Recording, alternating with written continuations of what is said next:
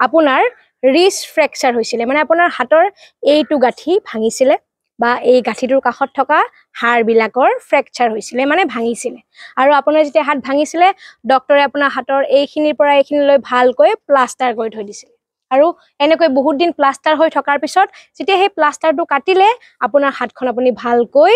লৰচৰ কৰিব পৰা নাই আপোনাৰ যদি এইটো সমস্যা হৈছে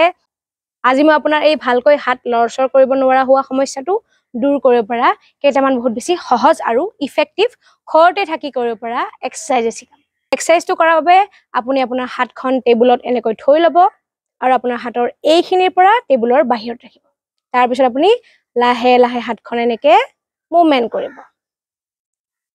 এনেকৈ ভিডিওটোত দেখুৱাৰ দৰে মুভমেন্ট কৰিব আপুনি এক্সাৰসাইজটো 10 পৰা 15 বাৰ ৰিপিট কৰিব 2 নম্বৰ এক্সাৰসাইজটোৰ বাবে আপুনি টেবুলত হাতখন এনেকৈ থৈ ল'ব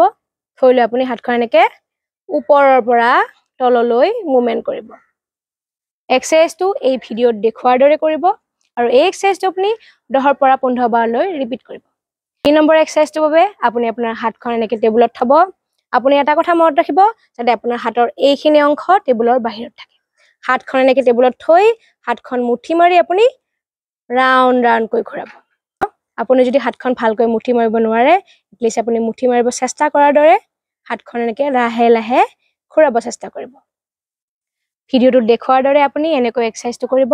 আৰু এক্সাৰসাইজটো 10 পৰা 15 বাৰ ৰিপিট কৰিব লাষ্ট এক্সাৰসাইজটো হ'ল গ্ৰিপিং এক্সাৰসাইজ এক্সাৰসাইজটো কৰাৰ বাবে আপুনি আপোনাৰ হাতত এটা সৰু প্লাষ্টিকৰ বল নহলে বা অকমান কপাহ লৈ ল'ব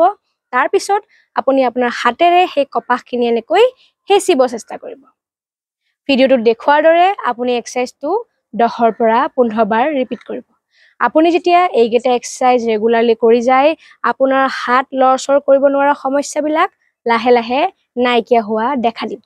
বহুত জৰুৰী ভিডিও আপোনাৰ ফ্যামিলিত যদি কাৰোবাৰ ৰিষ্ট ফ্ৰেকচাৰ হৈছে তেনেহলে কাইন্ডলি ভিডিওটো তেখেতসকলক শেয়াৰ কৰি দিব থ্যাংক ইউ